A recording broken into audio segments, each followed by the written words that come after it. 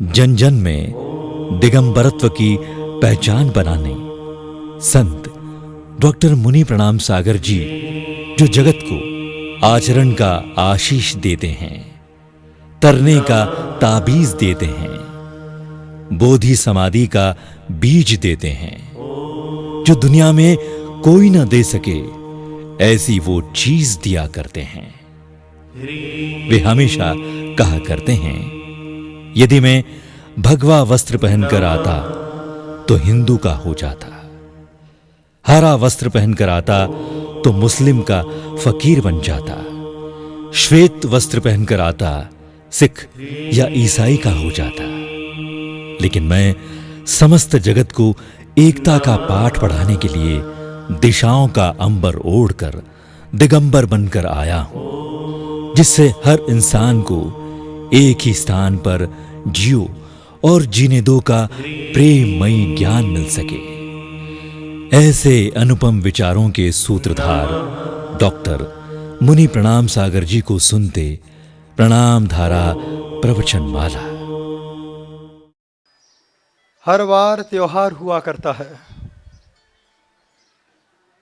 सोमवार को शिव को याद किया जाता है, मंगलवार को हनुमान को याद किया जाता है, बुधवार को गणेश जी को याद किया जाता है,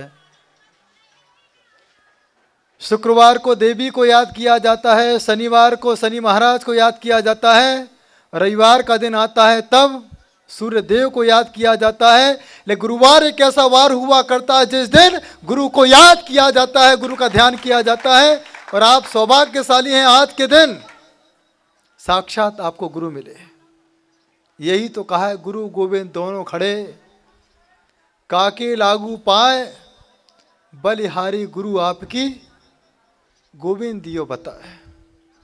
बिना गुरु के हर इंसान का जीवन अधूरा हुआ करता है। 7 वारों में सबसे बीच में गुरु का वार है। गुरु से ही रविवार शुरू होता है, गुरु से ही सोमवार शुरू हुआ करता है, गुरु से ही मंगलवार शुरू हुआ करता है, गुरु से ही बुधवार शुरू हुआ करता है, गुरु से शुक्रवार शुरू हुआ करता है, और गुरु से ही शनि महाराज प्रसन्न हो जाया करता है। हनुमान के बारे में सभी ने पढ़ा है। जब हनुमान राम के प्रति समर्पित हुए, अयोध्या लौट करके आए, राम ने कहा, मैंने विभीषण को लंका का राज दे दिया, सुग्रीव को किष्किंधा का राज दे दिया, हनुमान मांगो तुम्हें क्या चाहिए। हनुमान जी ने कहा, भगवान मुझे तो कुछ नहीं चाहिए। सीता मैया ने कहा कि सबसे ज़्यादा श्रेय हनुमान जी का रहा है, हनुमान जी ने सबसे ज़्यादा मेहनत की है, हनुमान जी का सबसे ज़्यादा समर्पण हुआ करता है। सीता जी ने प्रसन्न होकर के अपने गले की माला उतार के हनुमान जी को भेंट कर दी। जैसे हनुमान जी ने उस मालाओं को देखा, एक एक मोती को तोड़ना प्रारंभ किया, सीता मैया को बड़ी चोट पहुंची कि इतने कीमती मोती, इतना सुंदर हार, और इस हार के मोती को हनुमान जी तोड़ क्यों रहे हैं। तोड़ तोड़ करके उन्होंने सारे मोती फेंक दिए। उसके बाद पूछा सीता मैया ने कि हे हनुमान, मैंने इतना कीमती हार दिया है, इतने सुंदर मोती दिए हैं, और आपने सारे मोतियों को तोड़ दिए। हनुमान जी ने कहा, जिस मोती में राम का नाम ना हो वह मोती मोती हुआ करते हैं, मेरे लिए यह मोती कोई कीमती नहीं हुआ करते हैं। उस समय राम ने कहा कि मांगो तुम्हें क्या चाहिए। हनुमान जी ने कहा,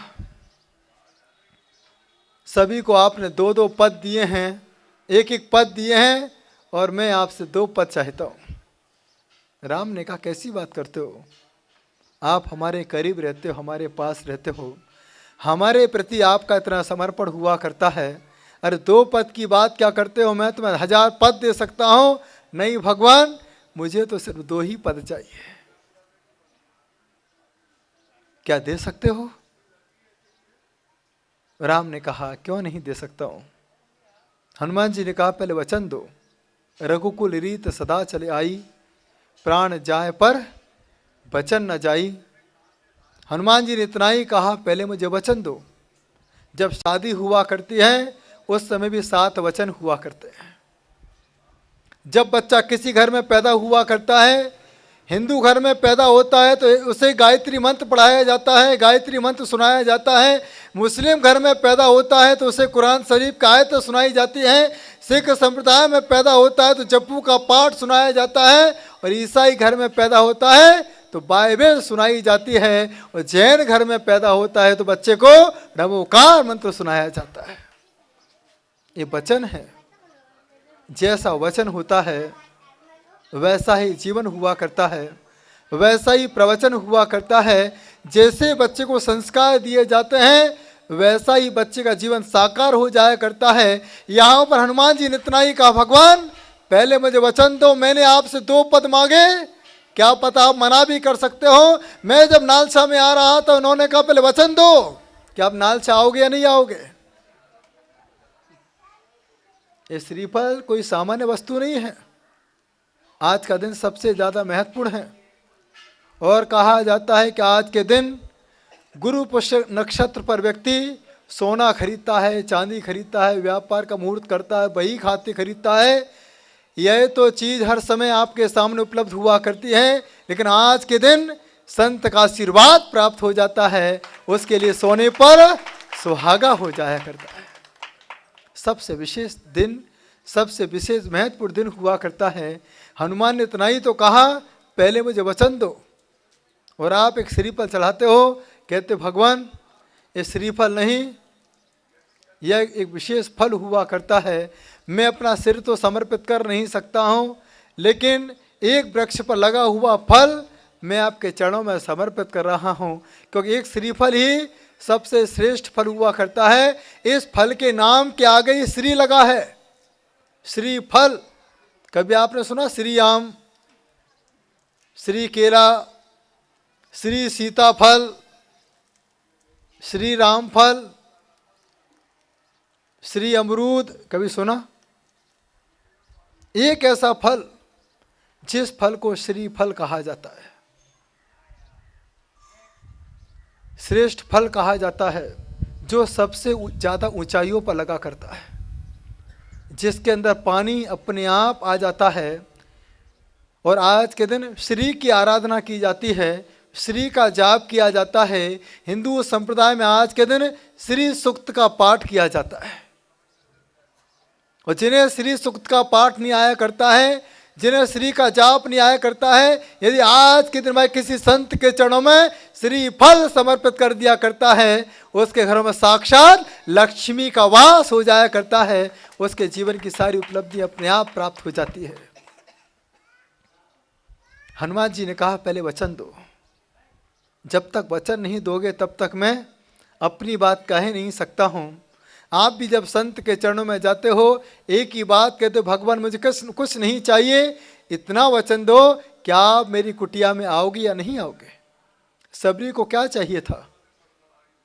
सबरी ने ये नहीं कहा प्रभु राम से मेरी कुटिया महल बन जाए, मेरा चूल्हा गैस चूल्हा बन जाए, मेरे मिट्टी के बर्तन सोने चांदी के बर्तन बन जाए। सबरी ने तो इतना ही कहा, हे राम मैं 14 वर्ष क्या, मैं ना जाने कब से सदियों से तुम्हारा इंतजार कर रही थी, बस मेरी कुटिया में आपके चरण पड़ जाएं, बस मेरा जीवन धन्य हो जाएगा। जीवन में संत आचरण का आशीष देता है, तरने का ताबीज देता है, बोधि समाधि का बीज देता है, जो दुनिया में कोई ना दे सके, ऐसी वो चीज आप लोगों को देकर के जाता है। हनुमान ने कहा भगवान वचन तो दो। सीता मैया ने कहा दे दो ना। हमेशा महिलाओं ने पुरुषों को आगे बढ़ाया है, इसलिए इनको श्रीमती, गृह लक्ष्मी, आपको कभी कहा गृह देवता,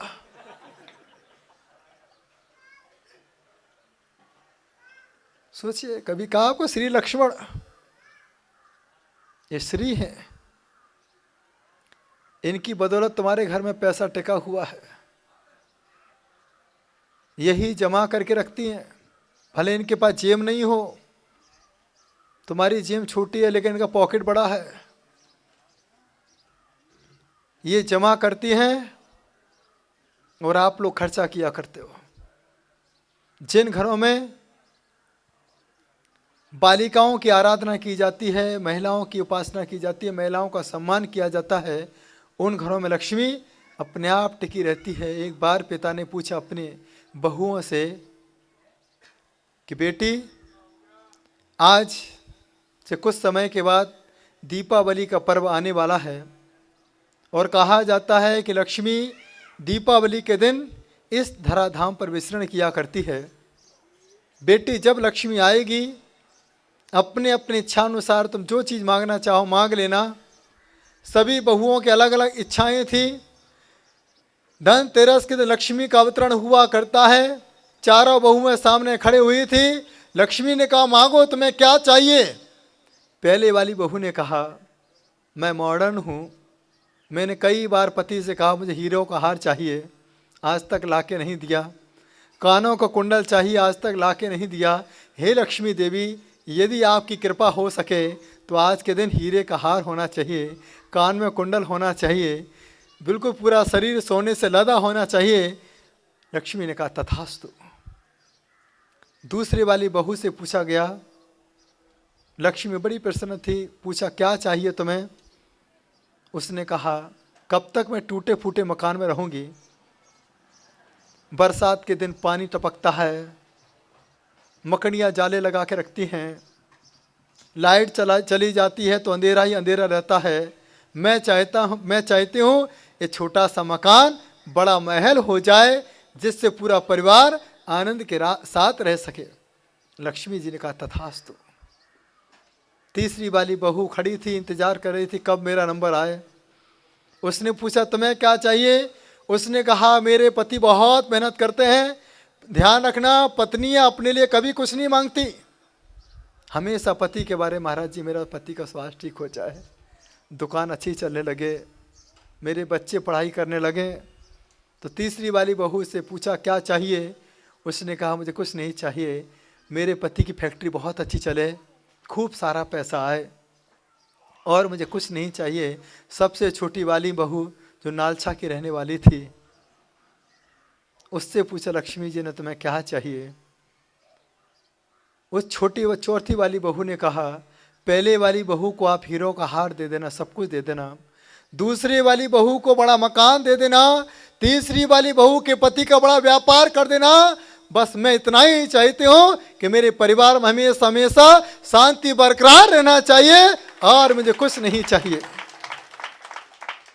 ध्यान रखना, जिन घरों में शांति होती है उन्हीं घरों में लक्ष्मी का वास हुआ करता है, और जिन घरों में अशांति हुआ करती है, कितना भी कमाते हो लेकिन अशांति के कारण तुम्हें पैसा दिखाई नहीं देता है, तुम्हारे परिवार से पलायन करता चला जाता है। तो हनुमान जी ने कहा, आप मुझे वचन तो दो। चौथी वाली बहू ने इतना ही तो कहा, आप मुझे वचन दो कि जो मैं मांगूंगी क्या वो दे सकती हो? दुनिया में शांति से बड़ी चीज और क्या हो सकती है? सुख पैसों से मिल सकता है, लेकिन शांति पैसों से नहीं, संतों के आशीर्वाद से प्राप्त हो सकती है। पैसों से गोली खरीदी जा सकती है, लेकिन पैसों से नींद नहीं खरीदी जा सकती है। पैसों से सामान खरीदा जा सकता है, लेकिन पैसों से उस सामान का यूज नहीं खरीदा जा सकता है। पैसों से भौतिक वस्तुएं खरीदी जा सकती है, लेकिन पैसों से उन वस्तुओं का उपयोग नहीं खरीदा जा सकता है। पैसों से भोजन खरीदा जा सकता है, लेकिन पैसों से भूख नहीं खरीदी जा सकती है। पैसों से मंदिर बनाया जा सकता है, लेकिन पैसों से संत आपके शहर में नहीं आ सकता है। ध्यान रखना, संत आपके पुण्य के उदय से आता है, तुम्हारा पुण्य का उदय है। आज के दिन लोग संतों के आशीर्वाद को तरसते हैं, संतों के दर्शन करने को जाते हैं। एक कागदीपुरा के महावीर स्वामी का चमत्कार है। मैं तो साधना कर रहा था, लेकिन क्या पता था मुझे कि वहाँ के बाबा का आशीर्वाद होगा कि जब तक नालसा वाले लोग प्रभावित धन संपन्न नहीं होंगे, तब तक मैं विशाल मंदिर में कैसे बैठ पाऊंगा। क्योंकि बिना भगवान के क्रिया के कई भक्त आपके द्वार पर नहीं आ पाता है, क्योंकि कभी कभी संतों को भी आपसे काम पड़ा करता है। जब भूख लगती है तो मुझे आप लोगों की याद आती है। हनुमान जी ने कहा पहले वचन दो। सीता मैया ने इशारा किया, दे दो, इतनी मेहनत की इन्होंने, इतना समर्पण किया है। राम ने कहा ठीक है, जिस प्रकार का वचन मेरे पिता ने कैकेयी को दिया था उसी प्रकार का वचन मैं तुम्हें देता हूं, आप मांगो कौन से 2 पद चाहिए। उसी समय हनुमान राम के चरणों में जाके लेट जाते हैं, बोले भगवान यही 2 पद चाहिए और मुझे कुछ नहीं चाहिए। राम ने कहा तुमने सब कुछ मांग लिया, जिसके लिए हर इंसान इंतजार किया करता है, यही पद परम पद की पहचान करा सकते हैं। तो आज का दिन गुरु पुष्य नक्षत्र का हुआ करता है। यह नक्षत्र कई सालों के बाद आज आया है। इसके बाद 2032-33 में आएगा। और आज के दिन जो अपने बही खाते पर कंकु से श्री बनाता है, उनके परिवार में लक्ष्मी का वास हो जाता है। श्री लक्ष्मी का प्रतीक हुआ करता है। आज के दिन जो अपने परिवार के सदस्यों का सम्मान किया करता है, अपने बड़े बुजुर्गों का आदर किया करता है, जो बड़े बुजुर्ग आपके परिवार में नहीं हैं उनको याद किया जाता है, उनकी आत्माएं अपने आप आपके परिवार में चली आती है। काम करना, सभी पति अपनी पत्नी के माथे पर कंकु जरूर लगा देना। क्या ना, हे देवी हमेशा प्रसन्न चित्त रहना, तुम्हारे ही पास लक्ष्मी, अपने पास तो कुछ नहीं है। मैं तो लक्ष्मण रेखा खींच के जा सकता हूं राम को ढूंढने। एक सारी चीजें उपलब्ध है तुम्हारे पास है, क्योंकि यही एक लक्ष्मी है। और जिन घरों में स्त्रियों का सम्मान नहीं होता है, कहते जननी जन्मभूमिश्च स्वर्गादपि गरीयसी। एक जननी, जिस माता ने तुम्हें जन्म दिया है, जन्मभूमि, जिस भूमि पर आपका जन्म हुआ करता है, और एक संत की भूमि, भगवंत की भूमि, जहाँ पर संत का आशीर्वाद मिल जाया करता है, वह जगह अपने आप में पूजनीय हो जाया करती है। तो आज का दिन सबसे ज़्यादा विशेष हुआ करता है। हम पत्थरों के भगवान को पूजते हैं, हम भगवान के मंदिरों प्रसाद चढ़ाते हैं, घर में बच्चे भूखे रहते हैं।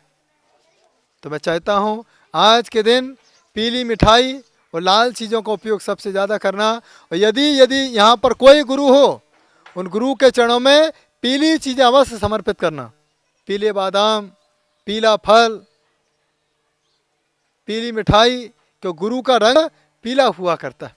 तो पीली चीज़ें आज के दिन समर्पित करना। कोई भी गुरु यहाँ पर हो, कोई भी साधु हो जो चादर पहनते हो, जो कपड़े पहनते हैं, उन्हें पीले कपड़े भेंट करना। भगवान के पास जाकर के पीली चीज़ें समर्पित करना। आज का दिन पीली चीज़ों का होता है। गेंदा फूल, तो गेंदा फूल, एक गीत चला था गेंदा फूल, तो आज गेंदा फूल का दिन है, पीली चीज़ों का दिन है। तो मैं चाहता हूँ कि आज का आप तन्मयता के साथ प्रभु की आराधना करें, क्योंकि गीत चला था सास गाली देवे गेंदा फूल। तो आज का दिन फूल का है, पीली चीज़ों का है। तो आज के दिन पीली चीज़ों को आप अपने साथ रखें, आराधना करें, भक्ति करें, और शक्ति के साथ हनुमान बन कर के अपने जीवन के मान को गला करके सम्मान के साथ आज के दिन को शुभ के साथ, तन्मयता के साथ जिएं, आराधना के साथ करें, जिससे आपका जीवन तन्मयता के साथ व्यतीत हो सकता है। आप लोगों को आज के दिन बहुत बहुत आशीर्वाद। सभी का जीवन मंगलमय हो, आनंदमय हो, सभी के जीवन में हमेशा सुख हमेशा बरकरार रहे, सुख के साथ शांतिमय जीवन हो, आपके जीवन में हमेशा खुशियाँ बरकरार रहें, और आप सदैव भगवान से जुड़े रहें। जो भगवान से जुड़ा रहता है वही व्यक्ति भाग्यवान हो जाया करता है, उसकी जीवन के सारे सुख अपने आप प्राप्त हो जाते हैं। तो आज आप लोग प्रभु की आराधना भक्ति के साथ अपने जीवन का शुभारंभ करेंगे। प्रेम से सुना अनुग्रहित हूँ। जय बोलो चंद्र प्रभु भगवान की।